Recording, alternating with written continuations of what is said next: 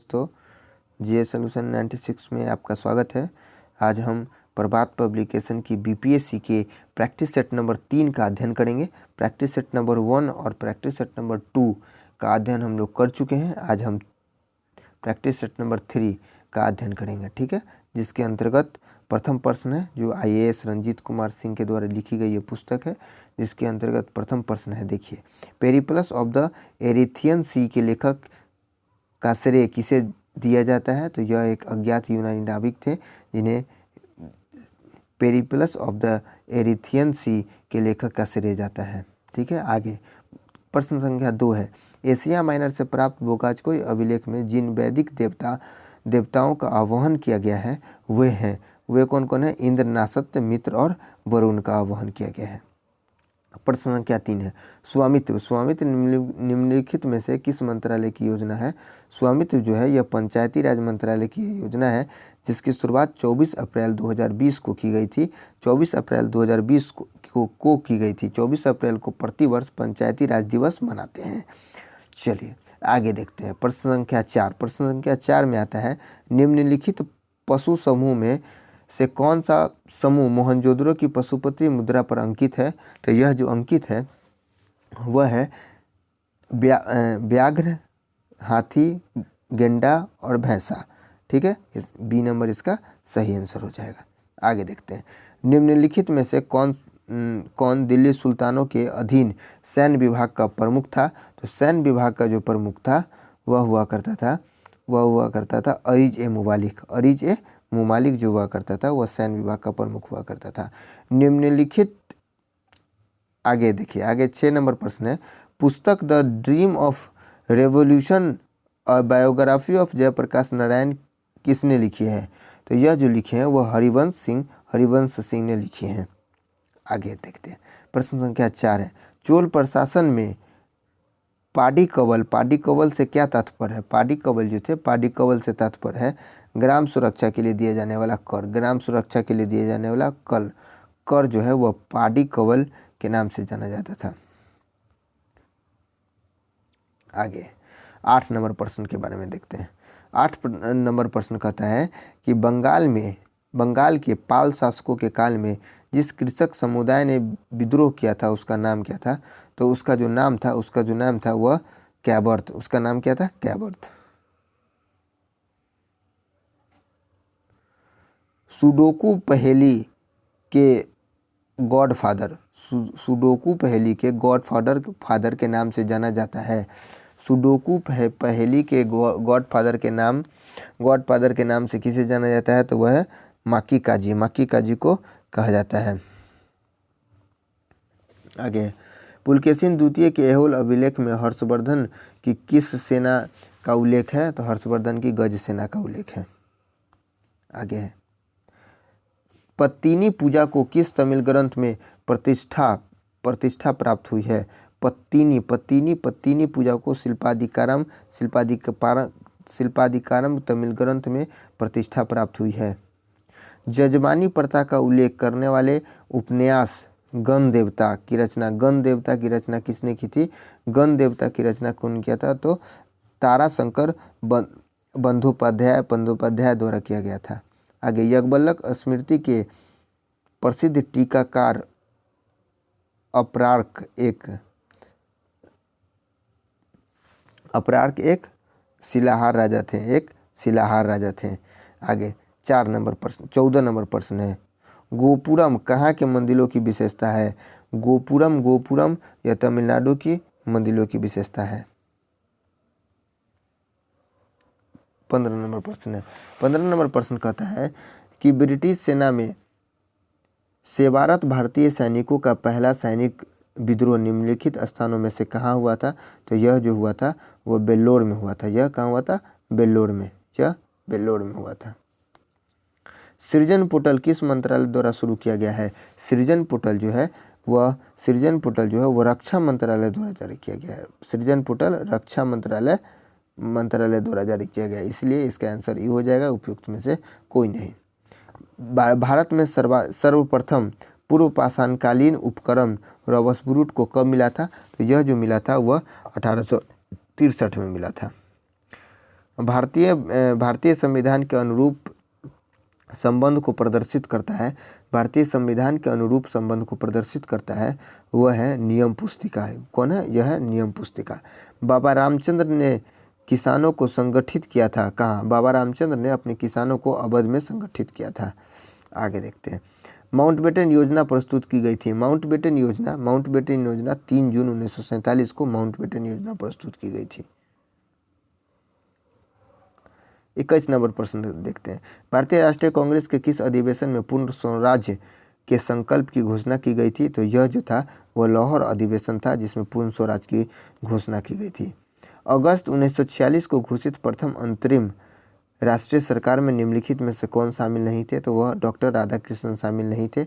बाकी इसमें राजेंद्र प्रसाद, श्री राजगोपालाचारी और जगजीवन राम शामिल थे। उसके बाद देखते हैं। भारतीय उपमहाद्वीप में धान की खेती का प्राचीनतम पुरातात्विक साक्ष्य प्राप्त हुआ है। भारतीय महाद्वीप में धान की खेती का प्राचीनतम पुरातात्विक साक्ष्य प्राप्त हुआ है, जो वह कोल्डिवा, उत्तर प्रदेश के कोल्डिवा से प्राप्त हुआ है। सितंबर 1770 की संधि के द्वारा मीर कासिम ने निम्नलिखित में से किस 3 जिले ईस्ट इंडिया कंपनी को सौंपी थी? वह जो कौन 3 जिले थे जिसे ईस्ट इंडिया कंपनी को सौंपी थी? वह वर्धमान, मिदनापुर और चटगांव, तीन गो गाँव था जिसको ब्रिटिश ईस्ट इंडिया कंपनी को सौंप दी थी। बिहार में राष्ट्रीय लीची अनुसंधान केंद्र कहाँ स्थित है? तो वह जो है वह ई हो जाएगा क्योंकि यह मुजफ्फरपुर में स्थित है। मुजफ्फरपुर में स्थित है। आगे देखते हैं। बरकरी संप्रदाय के प्रमुख देवता, बरकरी संप्रदाय के जो है वह प्रमुख देवता कौन है? तो प्रमुख देवता विट्ठल इसके प्रमुख देवता है। प्रमुख देवता बरकरी संप्रदाय के प्रमुख देवता विट्ठल है। ठीक है। आगे 27 नंबर है। कलकत्ता की स्थापना से पूर्व बंगाल में अंग्रेजों की विशालतम बस्ती थी हुगली जो थी कलकत्ता की स्थापना से पूर्व बंगाल में अंग्रेजों की विशालतम बस्ती थी। किसने 1920 में बम्बई में हुए अखिल भारतीय ट्रेड यूनियन कांग्रेस के प्रथम अधिवेशन की अध्यक्षता की थी? तो डॉक्टर लाला लाजपत राय इसकी अध्यक्षता की थी। लाला लाजपत राय। ठीक है। निम्नलिखित किस संसदीय समिति में राज्यसभा का कोई भी सदस्य शामिल नहीं हो सकता है? तो वह प्रकलन समिति में सिर्फ लोकसभा के सदस्य होते हैं। ठीक है। मानव के लिए एक धर्म, एक जाति और एक परमेश्वर का आह्वान किया था श्री नारायण गुरु। इसके अंतर्गत बी आंसर हो जाएगा, श्री नारायण गुरु। ऋतु प्रवास संबंधित है लोगों को अपने पशुओं सहित घाटी से पहाड़ों से घाटों में ऋतु के अनुसार जाना। आगे देखते हैं। आगे 32 नंबर प्रश्न है। 32 नंबर प्रश्न कहता है कि निम्नलिखित व्यवसायों में से कौन अर्थव्यवस्था के प्राथमिक क्रियाकलापों से संबंधित है? तो यह जो है वह पशुचारण जो है वह व्यवसायों के प्रथम प्राथमिक क्रियाकलापों से संबंधित है। भारत में मैग्नीज का बृहत्तम उत्पादक राज्य है। वह उड़ीसा जो है वह बृहत्तम मैग्नीज का सबसे ज़्यादा उत्पादन उड़ीसा में होता है। अमरकंटक किस नदी का स्रोत प्रदेश है? अमरकंटक जो है सोन नदी का अमरकंटक जो है वह प्रदेश स्रोत प्रदेश है। अमरकंटक से नर्मदा और महानदी का भी उद्गम स्थल है। 9 डिग्री चैनल अवस्थित है। 9 डिग्री जो चैनल है वह कार निकोबार और ग्रेट निकोबार के बीच में 9 डिग्री है। 9 डिग्री कार निकोबार और ग्रेट निकोबार के बीच में। चलिए आगे देखते हैं। 36 नंबर प्रश्न है। 36 नंबर प्रश्न में कहता है कि भारत में सर्वाधिक गन्ने का उत्पादक राज्य है उत्तर प्रदेश। गन्ने का सबसे ज़्यादा उत्पादक कहाँ होता है? उत्तर प्रदेश में होता है। उसके बाद देखते हैं 37 नंबर प्रश्न। ब्राज़ील के सवाना घास के मैदान को कहा जाता है? तो ब्राज़ील के सवाना घास के मैदान को कंपोज कहा जाता है। डाउन्स कहाँ का घास है? Australia downs. Pampas Argentina. Prairies USA. आगे देखते हैं। भारत में प्रवेश करने वाली पश्चिमी विक्षोभ उत्पन्न होती है कहाँ होती है? भूमध्य सागर में पश्चिमी विक्षोभ उत्पन्न होती है। ठीक है। आगे देखते हैं 39 नंबर प्रश्न को देखते हैं। सूची 1 और सूची 2 का मिलान करना है। सूची 1 में आदिवासी दिया गया है, सूची 2 में कृषक जीवन पद्धति दिया गया है। बद्दू जनजाति के जो लोग हैं, बद्दू जनजाति के लोग वह पशुचारण करते हैं, पशुचारण बद्दू जनजाति। बोरो जनजाति के लोग कृषि करते हैं। लैप जनजाति के लोग पशुचारण और शिकार करते हैं। पिग्मी जनजाति के लोग शिकार करते हैं। इस अनुसार ए का आंसर डी हो जाएगा। ए का 4 एक ही ऑप्शन में है। ए का 4 देखिए, ए का 4, बी का 1 बोरो का कृषि, बोरो कृषि करते हैं। सी का 3 लैप पशुचारण करते हैं, लैप पशुचारण एवं शिकार करते हैं। और पिग्मी जनजाति जो है वह शिकार करते हैं। बुद्धू जनजाति क्या करते हैं? बुद्धू जनजाति पशुचारण करते हैं। झड़िया किसके लिए प्रसिद्ध है? झड़िया कोयला के लिए। झड़िया झारखंड में झड़िया है जो प्रसिद्ध है। ठीक है, सूची 1 सूची 2 को मिलाना है। सूची 1 में उद्यान, राष्ट्रीय उद्यान दिया गया है। सूची 2 में राज्य दिया गया है। काजीरंगा उद्यान है वह कहाँ है? काजीरंगा असम में। सुंदरबन पश्चिम बंगाल में। नंदनकानन उड़ीसा में है। नंदनकानन कहाँ है? उड़ीसा में। गिर राष्ट्रीय उद्यान गुजरात में। इस अनुसार ए का काजीरंगा असम में। ए का 4 2 में है। सुंदरबन बी का 3 भी 2 में है। गिर राष्ट्रीय उद्यान गुजरात यानी डी का 2 बी नंबर में, इसलिए इसका आंसर बी हो जाएगा। चलिए आगे देखते हैं। 42 नंबर प्रश्न है, मानव प्रजाति के वर्गीकरण में कौन सी विशेषता अधिकतर अस्थायी है? मानव प्रजातियों के संबंध में, वर्गीकरण के संबंध में कौन सी विशेषता अधिकतर अस्थायी है? तो यह जो हो जाएगा शिरस्य सूचकांक जो है वह अधिकतर अस्थायी है। उसके बाद देखते हैं निम्नलिखित में से कौन सा देश आसियान का सदस्य नहीं है? तो आसियान का श्रीलंका जो है वो आसियान का सदस्य नहीं है। आसियान में कुल 10 देश शामिल है। आगे 44 नंबर प्रश्न, निम्नलिखित में से किस उपनिषद में पहली बार भगवान कृष्ण के बचपन का वर्णन किया गया है? तो भगवान कृष्ण के बचपन का वर्णन छंदोग्ध उपनिषद में किया गया है। डी नंबर इसका सही हो जाएगा। निम्नलिखित में से कौन सा उद्योग विकास उद्योग कहा जाता है? कौन सा उद्योग को विकास उद्योग कहा जाता है? तो रसायन उद्योग जो होते हैं वो रसायन उद्योग को विकास उद्योग कहा जाता है। 46 नंबर प्रश्न को देखते हैं। भारत के कोरोमंडल तट पर सर्वाधिक वर्षा होती है, वह होती है अक्टूबर और नवंबर में। तमिलनाडु के साइड में वर्षा होती है। ठीक है, आगे 47 नंबर प्रश्न, उष्णकटिबंधीय वनों की अपेक्षा शीतोष्ण कटिबंधीय वनों का व्यावसायिक दोहन अधिक विकसित है। वह काहे है? तो एक प्रकार के वृक्षों की उपलब्धता के कारण। ठीक है, आगे 48 नंबर प्रश्न देखते हैं। रुमिनदेई 48 नंबर प्रश्न है। रुमिनदेई सांची, सारनाथ और सहसराम स्थानों के बीच में क्या समानताएं हैं? यहाँ पर अशोक के स्तंभ शिलालेख स्थित है। रुमिनदेई, सांची, सारनाथ और सहसराम में। ठीक है, आगे 49 नंबर प्रश्न है। गुप्त साम्राज्य में परम भट्टारक निम्नलिखित में से क्या था? गुप्त साम्राज्य में परम भट्टारक निम्नलिखित में से क्या था? गुप्त राजाओं के द्वारा धारित उपाधि जो था वह परम भट्टारक था। सूची 1 और सूची 2 को सम्मिलित करना है। सूची 1 में स्थान और सूची 2 में संयंत्र दिया गया है, वह आपको चुन के बताना है। पिंजौर कहाँ है?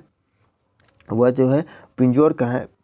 पिंजौर स्थान है पिंजौर। वह संयंत्र पिंजौर में किस चीज़ का संयंत्र है? तो हिंदुस्तान मशीन टूल्स का वही है, पिंजौर में है। कोयली पेट्रो रसायन कहाँ होती है? कोयला में होता है। कलपक्कम में क्या होता है? कलपक्कम तो परमाणु शक्ति गृह है। उसके बाद हरिद्वार में हैवी इलेक्ट्रॉनिक्स होता है। इस तरह एक का आंसर हो जाएगा पिंजौर में हिंदुस्तान मशीन टूल्स, यानी कि ए का 3 ढूंढते हैं हम। ए का 3 एक ही ऑप्शन में है, डी नंबर ऑप्शन, ये सही हो जाएगा। आगे देखते हैं। निम्नलिखित में से किसने नीति निर्देशक तत्वों को ऐसा चेक बताया है जिसका भुगतान बैंकों की सुविधा पर निर्भर करती है? तो यह केटीसा कहे थे। वह कौन कहते? केटीसा ऐसा कहते। डी नंबर सही हो जाएगा। बिना संसद सदस्य हुए निम्नलिखित में से किसको संसद के दोनों सदनों की कार्यवाही में भाग लेने का अधिकार है? वह होता है भारत के महान्यायवादी को ऐसा करने का अधिकार है। भाग लेने का अधिकार है, चुनाव करने का अधिकार सिर्फ नहीं है। निम्न भारतीय संविधान के अंतर्गत न्यायिक पुनरीक्षण की शक्ति सीमित है। वह जो है वह सीमित है, वह विधि द्वारा स्थापित प्रक्रिया द्वारा। निम्नलिखित में से किसका संबंध केंद्र राज्य संबंध से है? किनका संबंध केंद्र राज्य संबंध से है? वह राजमन्नार समिति रिपोर्ट का संबंध केंद्र राज्य से है। पंचायती राज समिति का प्रधान चुनाव करते हैं। पंचायत समिति के प्रधान का चुनाव कौन करते हैं? पंचायत समिति के प्रधान का चुनाव जो होता है वह जो है वह पंचायत समिति के सदस्य द्वारा पंचायत समिति के प्रधान का चुनाव किया जाता है। 56 में है, 56 नंबर प्रश्न को पढ़ते हैं। किसी विधेयक पर मतभेद होने पर संसद के दोनों सदनों की संयुक्त बैठक बुलाए जाने पर उसकी अध्यक्षता कौन करता है? तो लोकसभा के अध्यक्ष उसकी अध्यक्षता करते हैं। 57 नंबर प्रश्न है। संघात्मक सरकार एक कमजोर सरकार है। संघात्मक सरकार एक कमजोर सरकार है क्योंकि क्या कारण है? यह इसीलिए हो सकता है, यह इसीलिए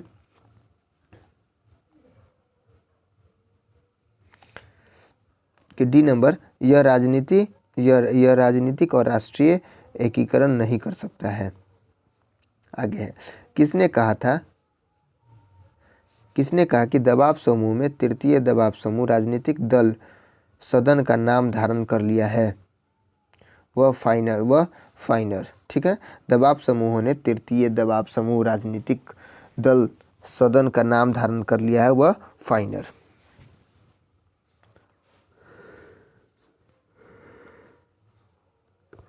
उसके बाद है केंद्र में अंतरिम सरकार की स्थापना हुई थी।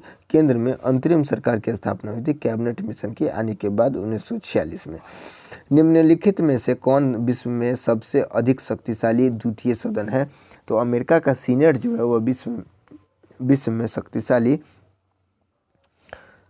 सबसे शक्तिशाली द्वितीय सदन है, सीनेट। उसके बाद है, भारतीय नागरिकों के मूल अधिकारों को अंतिम रूप से देने के लिए संविधान निर्मात्री सभाओं द्वारा नियुक्त समिति के अध्यक्ष कौन करता है? तो वह कौन थे? तो वह सरदार पटेल सी में है। भारतीय नागरिकों को मूल अधिकारों के अंतिम रूप देने के लिए संविधान निर्मात्री सभा द्वारा नियुक्त समिति के अध्यक्ष कौन थे? तो सरदार वल्लभ भाई पटेल। संविधान के अनुच्छेद 51 क किससे संबंधित है? तो 51 जो संविधान के अनुच्छेद 51 क जो है वह मूल कर्तव्य से संबंधित है। जो मूल कर्तव्य मूल संविधान में नहीं था, इसे 42वां संविधान संशोधन करके जोड़ा गया था। नाबार्ड किसका संक्षिप्त रूप है?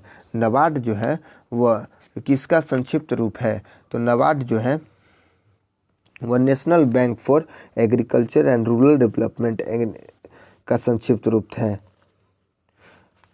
बायोफ्लॉक तकनीकी का उपयोग मुख्यतः किस क्षेत्र में किया जाता है? बायोफ्लॉक तकनीकी का प्रयोग मुख्यतः जो है वो मछली पालन में किया जाता है।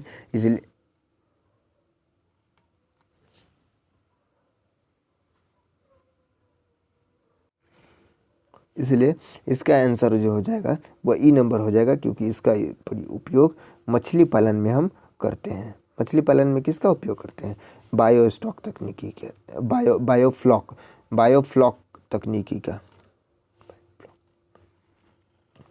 निम्नलिखित का अगला प्रश्न है, निम्नलिखित में से कौन सा गांधीवादी अर्थव्यवस्था का मूल शब्द नहीं है? गांधीवादी अर्थव्यवस्था का मूल शब्द नहीं है वो बताना है। तो वह केंद्रीकृत उत्पादन जो है केंद्रीकृत उत्पादन गांधीवादी अर्थव्यवस्था का मूल शब्द नहीं है। 66 नंबर प्रश्न को देखते हैं। आर्थिक असमानताओं को दूर करने के लिए महात्मा गांधी ने किस सिद्धांत का उपाय का उपयोग किया था? आर्थिक असमानताओं को दूर करने के लिए महात्मा गांधी ने किस सिद्धांत उपायों का उपयोग किया था? तो वह न्यासीता का सिद्धांत जो था, न्यासीता का सिद्धांत का उपयोग किया था। भारत में 1 रुपये के नोट तथा सिक्के और छोटे सिक्के जारी किए जाते हैं, वह भारत सरकार द्वारा जारी किया जाता है। आगे का प्रश्न देखते हैं। आगे का प्रश्न है, भारत में दशमलव मुद्रा प्रणाली किस वर्ष शुरू की गई थी? भारत में दशमलव मुद्रा प्रणाली दशमलव मुद्रा प्रणाली 1957 में शुरू की थी। चलिए देखते हैं अब हम आगे का प्रश्न है, ब्याज दर निर्धारित की जाती है। ब्याज दर जो है वो निर्धारित किया जाता है तरलता अधिमान द्वारा। अल्प ब्याज नीति को क्या कहते हैं? अल्प ब्याज नीति को क्या कहा जाता है? तो वह सुस्ती मुद्रा नीति कहा जाता है। उसके बाद देखते हैं, बैंक दर किसकी ब्याज दर की दर मानी जाती है? बैंक दर किसकी ब्याज दर मानी जाती है? तो वह जो होता है वह है जिस पर वाणिज्य bank reserve bank of India से धन उधार लेते हैं, जिससे वाणिज्य bank reserve bank of India से धन उधार लेते हैं। आगे का प्रश्न देखते हैं, किसी अर्थव्यवस्था में निम्नलिखित में से कौन सा ऐसा कार्य है जो केंद्रीय बैंक के कार्यों में शामिल नहीं है? केंद्रीय बैंकों के शामिल नहीं है। मौद्रिक नीति का नियंत्रण, विदेशी मुद्रा विनिमय का कार्य भी शामिल है। बैंकर की एक बैंकों के रूप में कार्य शामिल है, लेकिन सरकारी खर्च का नियंत्रण शामिल नहीं है। इसीलिए इसका आंसर जो है वह सी हो जाएगा। ठीक है, आगे है, the Arctic home in the Vedas किसकी कृति है? वह जो है वो किसकी कृति है वो बताना है। तो यह बाल गंगाधर तिलक की कृति है। बाल गंगाधर तिलक की कृति है। ल्यूमेन मात्रक है। ल्यूमेन जो है ज्योति फ्लक्स का मात्रक है। ल्यूमेन ज्योति फ्लक्स का मात्रक है। आगे देखते हैं, श्वेत प्रकाश में कितने रंगों का मिश्रित होता है? तो श्वेत प्रकाश में 7 रंगों का मिश्रित होता है। परमाणु घड़ी निम्नलिखित में से किसके संक्रमण ट्रांजिशन पर आधारित है? परमाणु घड़ी व सीजियम के संक्रमण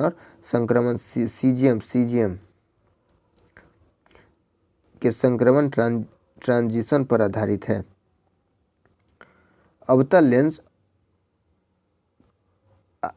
लेंस से हमेशा निम्नलिखित में से कौन सा प्रतिबिंब निकलता है? तो अवतल लेंस में से हमेशा आभासी और सीधा प्रतिबिंब बनता है। परिदर्शी पेरिस्कोप किस सिद्धांत पर काम करती है? परिदर्शी पेरिस्कोप किस सिद्धांत पर काम करती है? तो यह परावर्तन सिद्धांत पर पेरिस्कोप काम करती है। प्रकाशीय फाइबर किस सिद्धांत पर कार्य करती है? प्रकाशीय फाइबर किस सिद्धांत पर कार्य करती है? तो प्रकाशीय फाइबर पूर्ण आंतरिक परिवर्तन पर कार्य करती है। वह तत्व जो प्रकृति में नहीं होता लेकिन कृत्रिम रूप से उत्पन्न किया जा सकता है वह है रेडियम। रेडियम है, प्रकृति में नहीं होता है लेकिन उसे कृत्रिम रूप से हम प्रयोग में ला सकते हैं। वह कौन सा एलिमेंट धात्विक और अधात्विक दोनों के रूप में रासायनिक व्यवहार करता है? तो वह जो है वह बोरोन है। निम्नलिखित में से अधिक विद्युत चालकता वाली धातु कौन सी है? अधिक विद्युत चालकता वाला धातु जो है वह चांदी अधिक विद्युत चालकता वाला धातु है। निम्नलिखित धातुओं में से सर्वाधिक हीन चालक कौन सा है? सर्वाधिक हीन चालक सीसा का जो होता है वह सबसे कम चालकता होता है। कांसा निम्नलिखित में से किसका मिश्र धातु है? तो कांसा जो है वह तांबा और जस्ता का मिश्र धातु है कांसा। उसके बाद का प्रश्न देखते हैं, क्वार्ट्ज एक रूप है। वह जो है वह सिलिका डाइऑक्साइड का क्वार्ट्ज एक रूप है। आगे का प्रश्न 86 नंबर प्रश्न है, स्टेनलेस स्टील में निम्नलिखित में से कौन सा तत्व नहीं होता है? स्टेनलेस स्टील में टंगस्टन जो है वह तत्व नहीं होता है। स्टेनलेस स्टील में रक्त के स्कंदन में मदद करने वाला विटामिन है। रक्त के स्कंदन में मदद करने वाला जो विटामिन है वह विटामिन के होता है। रक्त के स्कंदन में मदद करने वाला विटामिन के।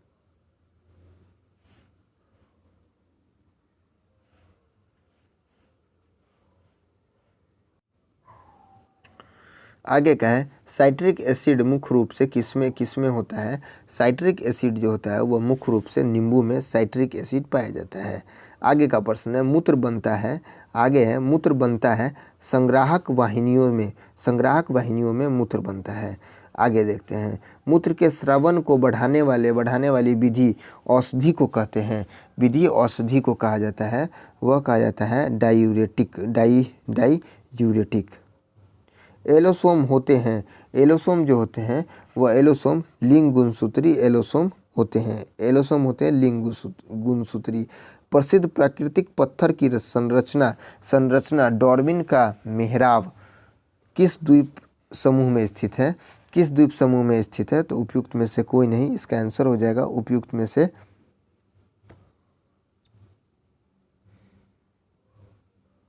कोई नहीं, क्योंकि यह जो है प्रसिद्ध प्राकृतिक पत्थर की संरचना डार्विन का मेहराब जो है वह न तो अंडमान निकोबार द्वीप समूह में है और न ही लक्ष्मद्वीप द्वीप समूह में है, न ही बोबेट द्वीप समूह में है, न ही सैंडविच द्वीप समूह में है।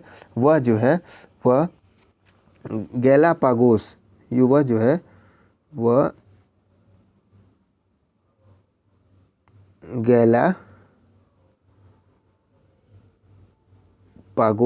पागोस द्वीप समूह में स्थित है। आगे देखते हैं, आगे है तिरुक्कुरल एक तमिल साहित्य है जो नैतिक संहिता पर एक प्राचीन ग्रंथ है। तिरुक्कुरल। आगे 94 नंबर का प्रश्न है। 94 नंबर का प्रश्न है, सिग्मा रूपी बृहदान्त्र किसका भाग है? वह बड़ी आंत का भाग है। सबसे बड़ा श्वेत रुधिराणु है। सबसे बड़ा श्वेत रुधिराणु एक केंद्र काणु मोनोसाइट सबसे बड़ा श्वेत रुधिराणु है। रोग प्रतिकारकों को उत्पन्न करने वाला सेल कौन सा है? रोग प्रतिकारकों को उत्पन्न करने वाला सेल लिम्फोसाइट रोग प्रतिकारकों को उत्पन्न करने वाला सेल है। आगे है टू लाइव्स किसने लिखी है? टू लाइव्स किसने लिखी है? तो टू लाइव्स जो पुस्तक है वह विक्रम सेठ ने टू लाइव्स नामक पुस्तक लिखी है। बथुकम्मा उत्सव किस राज्य से संबंधित है? तो वह न तो केरल, न तो मध्य प्रदेश, तमिलनाडु, उत्तर प्रदेश, कोई नहीं, यह तेलंगाना से संबंधित है बथुकम्मा, इसलिए इसका आंसर ये हो जाएगा, उनमें से कोई नहीं। नगुल ट्रम किस देश की मुद्रा है? यह भूटान की मुद्रा है।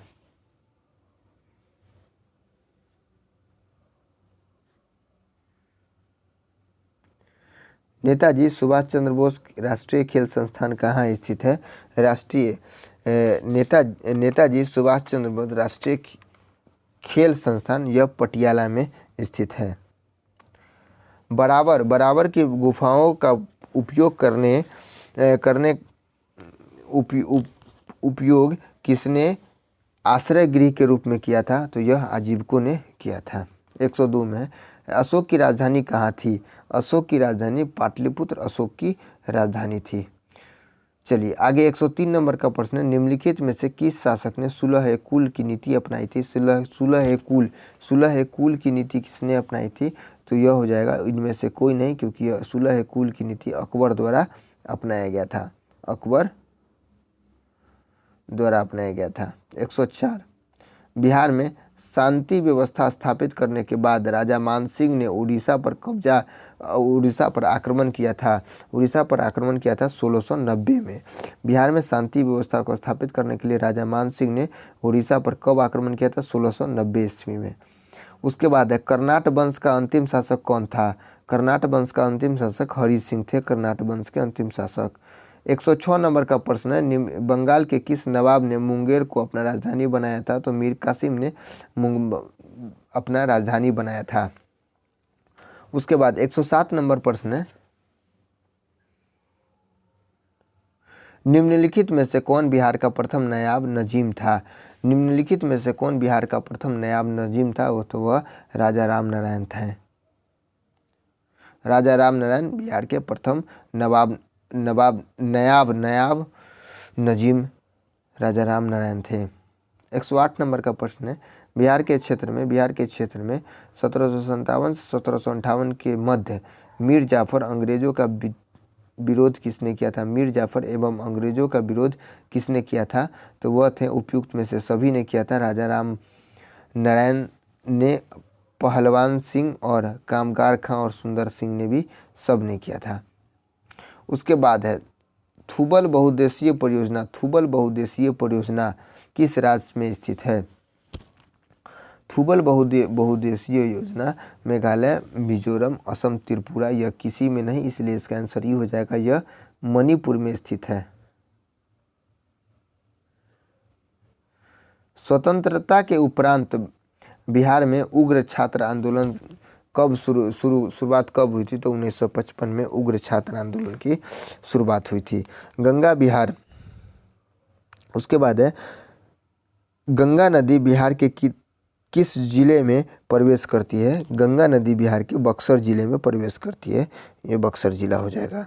आगे है उत्तरी गंगा के मैदान निम्नलिखित में से कौन सी पहाड़ी स्थित है? उत्तरी गंगा के मैदान में निम्नलिखित में से कौन सी पहाड़ी स्थित है? तो यह सोमेश्वर की पहाड़ी उत्तरी गंगा के मैदान में स्थित है। ए नंबर आंसर हो जाएगा। आगे देखते हैं।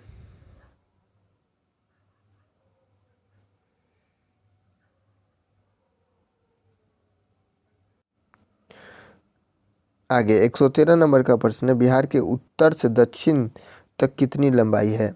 बिहार से उत्तर से दक्षिण तक 345 किलोमीटर की लंबाई है, उत्तर से दक्षिण तक। डिजिटल इंडिया भू अभिलेख आधुनिकीकरण कार्यक्रम कब शुरू किया गया था? डिजिटल इंडिया भू अभिलेख आधुनिकीकरण कार्यक्रम कब शुरुआत किया गया था? तो इसका शुरुआत जो है वह 2008 में किया गया था, इसलिए इसका आंसर ई हो जाएगा, उपयुक्त में से कोई नहीं। निम्नलिखित में से कौन सा रामसर हो गया, लालसर है, रामसर पक्षी के संरक्षण से संबंधी पक्षी विहार है, तो वह जो हो जाएगा बक्सर पक्षी विहार वह संबंधित है। उसके बाद है बिहार में गेहूं के उत्पादन मुख्य रूप से होता है। बिहार में गेहूं के उत्पादन मुख्य रूप से होता है, वह शाहाबाद में होता है।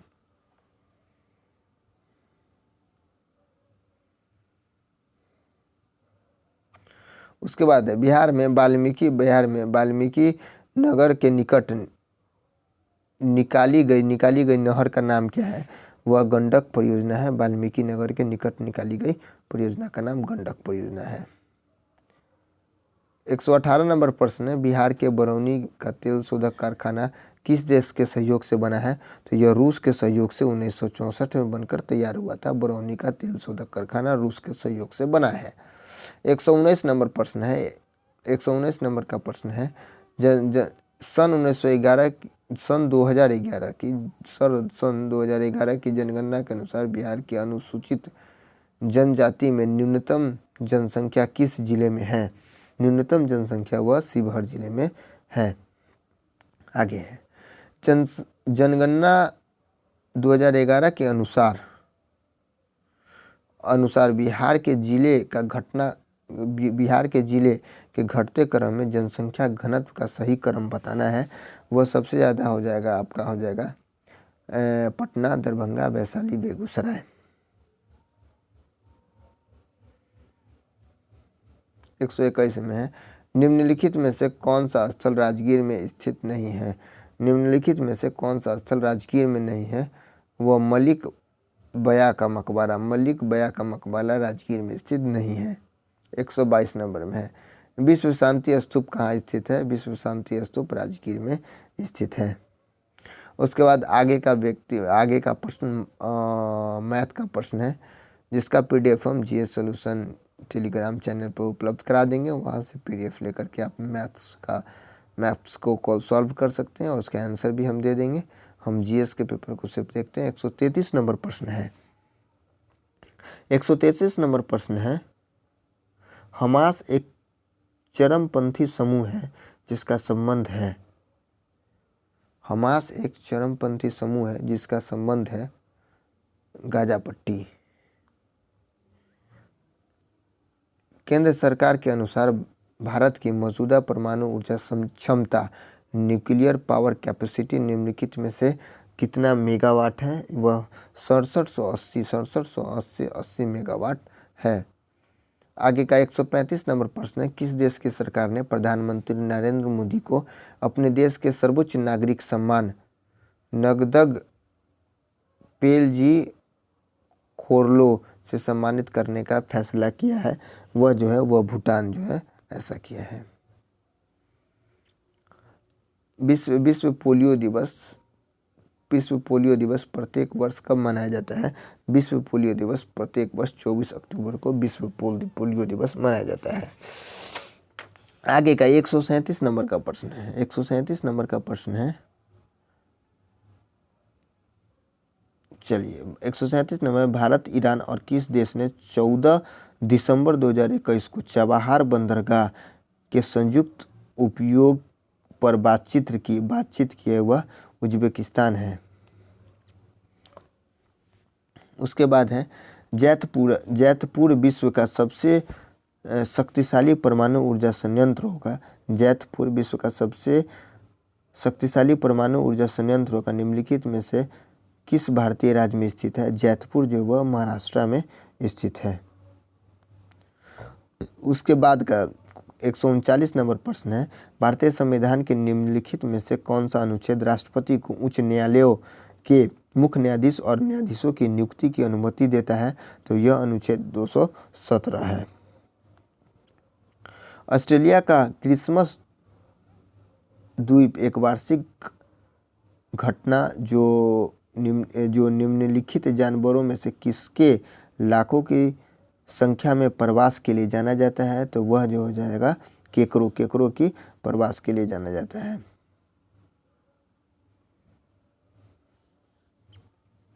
141 नंबर का प्रश्न है। 141 नंबर प्रश्न है, निम्नलिखित में से कौन सरकार की राजस्व प्राप्ति नहीं है? कौन सरकार की राजस्व प्राप्ति नहीं है? केंद्र शासित प्रदेश की प्राप्ति है।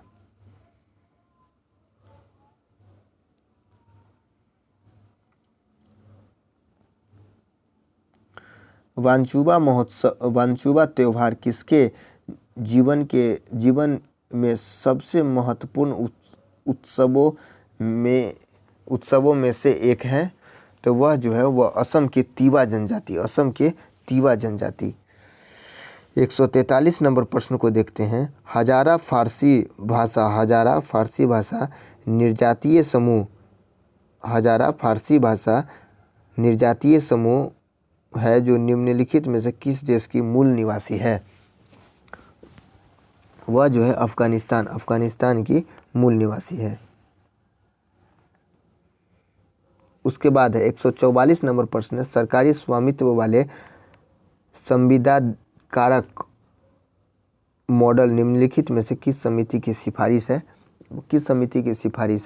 वह जो है डीवी शेखतकर समिति का सिफारिश है, सरकारी स्वामित्व वाला संविदा कारक मॉडल। ठीक है।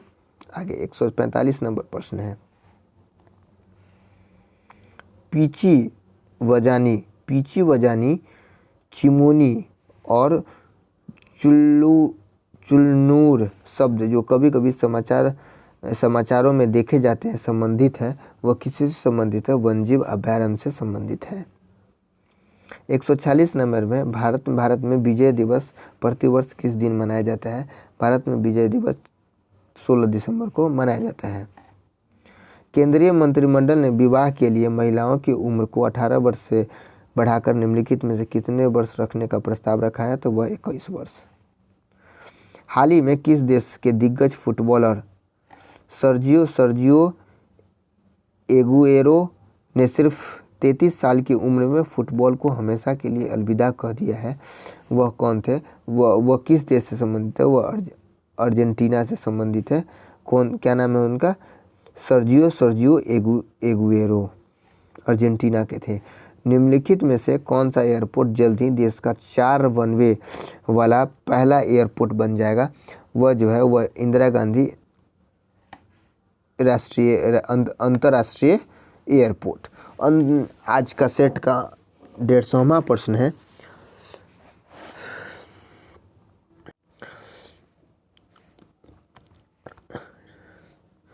डेटा एनालिटिक्स कंपनी यूगोव के एक सर्वे के मुताबिक विश्व के 20 सबसे प्रशंसनीय व्यक्तियों में से किसे प्रथम स्थान प्राप्त हुआ है? तो अमेरिका के पूर्व राष्ट्रपति बराक ओबामा को प्राप्त हुआ है। डेटा एनालिटिक्स कंपनी यूगोव के एक सर्वे के मुताबिक विश्व का 20 सबसे प्रशंसनीय व्यक्ति में से प्रथम स्थान प्राप्त हुआ है अमेरिका के पूर्व राष्ट्रपति बराक ओबामा को। चलिए, इस तरह हमारा प्रैक्टिस सेट नंबर 3 कंप्लीट हुआ। वीडियो को देखिए, अच्छा लगे तो शेयर सब्सक्राइब कीजिए। इसी तरह हम प्रैक्टिस सेट नंबर 4 भी लेके अगले वीडियो में आएंगे। धन्यवाद।